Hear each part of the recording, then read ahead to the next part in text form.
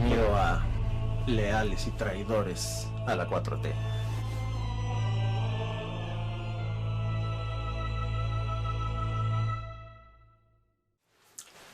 ¿Por qué hay que hacer alianzas políticas? A mucha gente nos choca que un partido tenga que hacer la alianza con el otro. No es, por supuesto, una cosa que se pueda ocultar el desagrado que tuvo, por ejemplo, para los panistas, que el PAN se aliara con el PRI, y para los priistas, que el PRI se aliara con el PAN. No es ninguna cosa oculta para las corrientes de izquierda, ¿no?, en nuestro país, que la coalición Juntos Haremos Historia ha integrado, digamos, a gente del Partido Verde, cuando antes habían estado con el PAN y antes con el PRI. De hecho, muy al principio, incluso las corrientes de izquierda tienen como parte de su movimiento a Movimiento Ciudadano, ¿no? Y entonces a la gente, ¿no?, nos choca que hagan estas alianzas y que, pero ¿para qué? A veces decimos, por ejemplo, pensamos que no, es que eso le va a quitar votos a la alianza, o le va a quitar, por ejemplo, en el caso de Morena, le va a quitar votos a Morena por eso. Y si bien sí es un punto crítico en el que hacemos a la gente, debemos de tomar en cuenta que nunca en una, digamos, en una democracia, ¿no?, moderna, cuando hay elecciones honradas, nunca un partido lo gana todo. De hecho, hay incluso algunas leyes que limitan el poder de un solo partido. Por ejemplo, el chisme triunfalista, ¿no?, reciente de la coalición de Va por México, integrada básicamente por el PRIAN, decía que habían logrado que Morena no obtuviera la mayoría calificada, pero por ejemplo lo que no te mencionan es de que la ley prohíbe tener una mayoría calificada.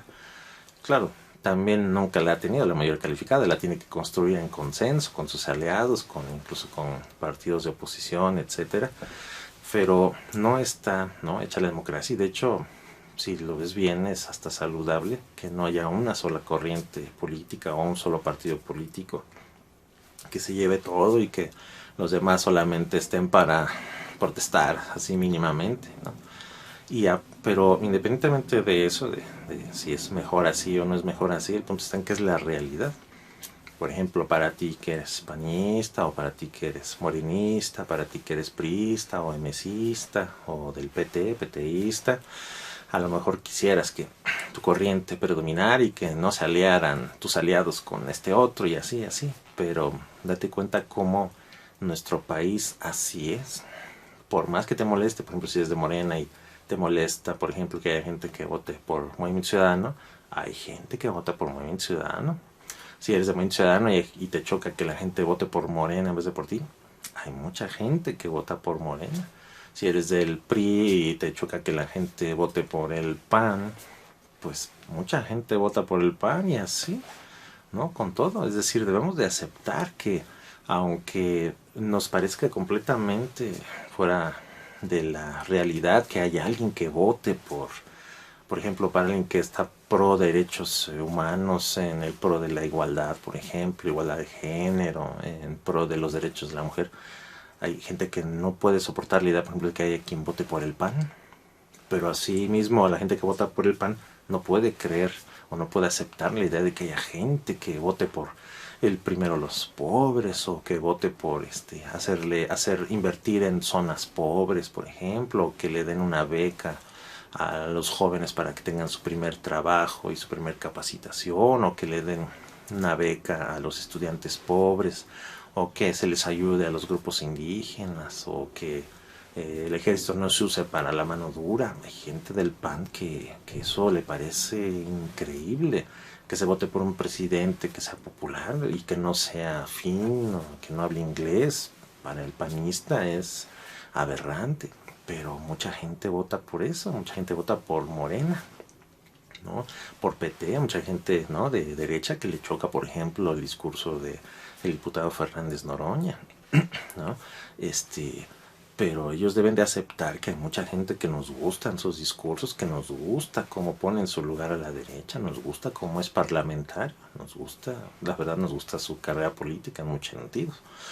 Mucha gente vota por él. Entonces, esa es la realidad, así vota la gente. Entonces, ¿qué debemos de hacer? Si nos ponemos puristas, ¿no?, y nada más, ¿no?, nos quedamos con nuestro cachito de nuestro 30% de votación, suponiendo que somos un partido grande, o 20%, por ejemplo, si no, dices, no, yo no voy a aliar con nadie, por ejemplo, soy del PAN, y no me quiero aliar con nadie y todo, yo propongo modificar una ley, pero pues tengo un 20% de la votación, ¿a dónde voy a llegar con eso? ¿No? A ningún lado. Pero, por ejemplo, si soy de Movimiento Ciudadano, ¿no? Aunque tenga yo dos gubernaturas en este caso, y quiero modificar, aportar algo para el país, ¿no? ¿Y qué hago con mi 9% nacional? Pero lo mismo un partido grande, que ahorita es el predominante, ¿no? Por ejemplo, el partido Morena, con una votación del 39% nacional, ¿no? Aunque tiene, por supuesto, ¿no? En coalición, por supuesto, pero tiene, ahorita son 18 gubernaturas, ¿no? Entre aliados y gubernaturas de Morena. De todas maneras, no tiene mayoría, por ejemplo, lo suficiente como para modificar la Constitución, ¿no? Entonces, ni siquiera tiene la mayoría simple, por ejemplo, en el Congreso. Tiene un 39 y fracción por ciento. Necesita fuerza de su coalición. Es decir, pero si se pone purista, por ejemplo, Morena, ¿no? Por muy popular que sea, no va a pasar de cierto punto y no, de todas maneras no haría nada. Entonces, no. Y si también no concede algo, ¿no? O no negocia algo con los opositores que, ¿no? Incluso dentro de la misma coalición, que quieren otra cosa, tienen otros intereses, ¿no? La mayoría pueden ser honrados, ¿no? De todos sus intereses, no todos los intereses tienen que ser oscuros, ¿no? Pero si se pone purista Morena, también ¿qué logra? Ni siquiera yo lograría la mayoría simple por sí sola, ¿no? Y tienen que hacerse entonces las alianzas, porque si no, no avanzamos a ningún lado. O sea, no logramos ni lo uno ni lo otro, ni aquellos avanzan, ni nosotros avanzamos, ni nada. Entonces, por eso son importantes las alianzas. Y aparte vivimos en una sociedad, en un país muy grande, en una sociedad de todo tipo de mosaicos culturales y de ideologías. Y tenemos que aprender a vivir en una democracia, pero ¿cómo es una democracia si queremos que todo sea parejo? De que nada más yo tenga la razón o tal tenga la razón. O no, yo ya te nombré presidente, tú aplica mano dura y ya pon orden en este país, porque no es así.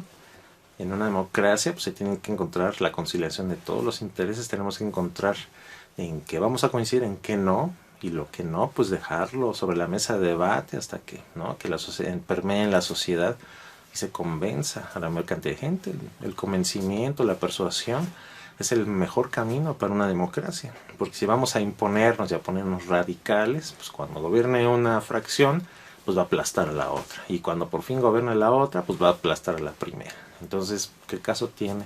De todas maneras, los avances que logra una, pues los aplasta la otra si nos ponemos todos en posiciones radicales, ¿no? Entonces, no sirve de nada si nos vamos a poner puristas, ¿no? Es decir, tenemos que aceptar a nuestra sociedad. Finalmente, entonces ahí está entonces nuestro primer objetivo o nuestro principal objetivo, ¿no? Como las personas que nos interesemos en la política, no se ganan, digamos, no vamos a imponer el rumbo de nuestro país, digamos, con nuestra fraccioncita, o hablándole a nuestra fraccioncita, digamos, de correligionarios, bueno, o de copartidarios, digamos, y aferrándonos a nuestro cachito o gritando en la Cámara de Diputados, ¿no? La lucha entonces, ¿dónde está? Para que hagamos algo en el país, pues está en el país mismo, en estar hablando con la gente, en salir a escuchar qué opina la gente. A ti te puede parecer una idea perfecta y no todos debemos de ser así, o no debería haber una ayuda para esto, sí debería haber una ayuda para esto. Hay que salir y preguntarle a la gente qué opina, ¿no? A la mayoría de la gente, de hecho, en la política, ¿no? Probablemente dependiendo de la elección, pero entre 45% y a veces hasta el 60% de la gente ni siquiera tiene el interés de salir a votar. Le choca la política, no les interesan los partidos políticos, pero esa es la lucha que hay que hacer para todo político de cualquier fracción. La lucha para lograr un cambio en el país se logra hablando con toda la gente, para que uno entienda por qué no están votando por uno, ¿no? Porque a veces puede decir alguien, ¿no? Un político, es que si yo le estoy diciendo a la gente tal cosa y es obvio que tal está robando, tal con está robando, ¿por qué todavía votan por esto? ¿No? Pues es muy importante salir a la calle y escuchar por qué, ¿no? Por ejemplo, ¿cuántas veces no hemos escuchado que llega, ¿no? Por ejemplo, ahora que llegó Morena, ¿no? Y llega a decir, no, vamos a cambiar esto, ¿no? Y pues sí, están trabajando las cúpulas en los grandes proyectos y todo, y por ejemplo algún vecino, alguna persona, digamos, ¿no?, de una colonia que no le interesa mucho la política, pero pues ve cómo está su calle y todo, y dice, bueno, pues estaba el PRI y pues la calle sigue de la fregada, estaba el PAN y la calle sigue de la fregada, y llega Morena y la calle sigue de la fregada, no cambia aquí realmente nada. Pues, entonces, ¿por qué me pides el voto para Morena, por ejemplo? ¿O por qué me pides el voto para el PAN o para el PRI? O mejor no voto, o si estaba Morena, voto por el otro, ¿no? O si estaba el PAN, voto por el otro, y ya, pero, ¿ves? No hay ideología, pero porque son los propios políticos, los propios servidores públicos, sobre todo los intermedios hacia abajo, los que muchas veces se hacen patos y no siguen la filosofía de los que tienen arriba, que son los visibles, los que dan la cara, ¿no? Porque uno no dice así simplemente, ¿no? Ah, mi delegado, Juan Pérez es el que no ha, visto porque, se repare la calle aquí. O mi presidente municipal no ha visto que este camino es necesario, desde cuándo no lo hacen. En realidad la gente lo que dice es, no, maldito gobernador, o maldito presidente, ¿no? O todos los políticos, de todo el partido, no váyanse a la fregada, etcétera, etcétera. Así es como lo ve la gente, pero porque, primero por dos cosas, por falta ¿no?, de nuestra cultura política, pero de la que no tiene la culpa el pueblo. La falta de cultura política es de que quien sabe de política no está saliendo a explicarle al pueblo lo que pasa, no está diciéndole, a ver, yo estoy pidiendo mi voto, ¿no?, para mi partido, para mi candidatura, y te estoy prometiendo que voy a atender tal y cual cosa. Si hay algo que se me olvidó atender o que no te esté yo respondiendo, mi gobierno no te esté respondiendo, aquí está un teléfono, me marcas por favor, me mandas un correo y vemos, o al menos para poderte dar una explicación. ¿Sabes qué? Encontramos que se habían robado todo, o que ahí está imposible porque es una zona protegida, o porque, no sé, alguna explicación mínimo que te vayan a dar la cara. Es lo que espera la gente, ¿no? O mucha gente. Claro, si saliéramos, ¿no?, la gente interesada en política, si saliéramos a escuchar a la gente a ver qué piensa, probablemente nos enteraríamos por qué. Entonces la gente vota por algo que considerarías, pero ¿cómo vota por ese o hoy? Pero ¿por qué vota por este otro? ¿No? Entonces te invito a reflexionar sobre eso para que también haya una iniciativa tuya, pero sobre todo una iniciativa tuya para informarte acerca de política, pero sobre todo porque exigas a tu político el que tengas. Y sobre todo, por favor, si te votaste por el Morena, encima de Morena, exígele al que te toque, ¿no? O sea, no al presidente en el sentido de que esta calle no ponen el bache, pues no es el presidente el que viene a taparla, ¿no? Hay toda una cantidad de gente en el gobierno y tienes que estar encima, y si no te funciona, por supuesto, no te responden, ¿no? Entonces sí, vas con el de arriba y con el de arriba y tienes que estar encima de tu político, el que te corresponde. Y si votaste por alguien del PRIAN, por alguien del PRI, por alguien del PAN, Movimiento Ciudadano, todos los demás partidos, ¿no?, del partido que haya sido, encima. O sea, no puedes nada más votar ¿no?, y ya nada más quedarte así, porque luego no son errores, ¿no?, de los políticos, no son errores voluntarios, a veces realmente, ¿no?, se les pasa o les falta gente, o realmente hay una buena razón para que no hagan tal o cual cosa, pero como no los vamos encima a los políticos, pues no nos enteramos, no nos la dicen y todo, ¿no? Entonces, yo te invito a que reflexiones, por supuesto, de todo lo que te he platicado, pero con esto ves por qué es necesario que los partidos, ¿no?, que los políticos hagan alianzas, porque así somos como sociedad plural, ¿no? Y en la misma colonia, para una persona puede ser clarísimo que hay que votar por el PAN, para otra persona debe ser clarísimo que hay que votar por el PRI, y así, a otra persona clarísimo que hay que votar por Morena, que hay que votar por Movimiento Ciudadano, etcétera. Es decir, así es nuestra sociedad plural y tenemos que hablarnos y entendernos entre todos. De hecho, es así como te das cuenta si realmente vivimos en una democracia, ¿no?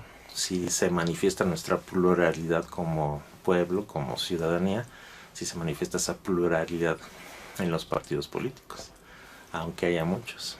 Y claro, a muchos no nos gusta que haya muchos, pero por la cantidad de dinero que gastan. Pero bueno, ese es tema para otro video. Pero te invito a reflexionar en por qué no tenemos otro camino más que hacer alianzas. Que terminan siendo alianzas, o deberían terminar siendo alianzas, entre todos nosotros los ciudadanos.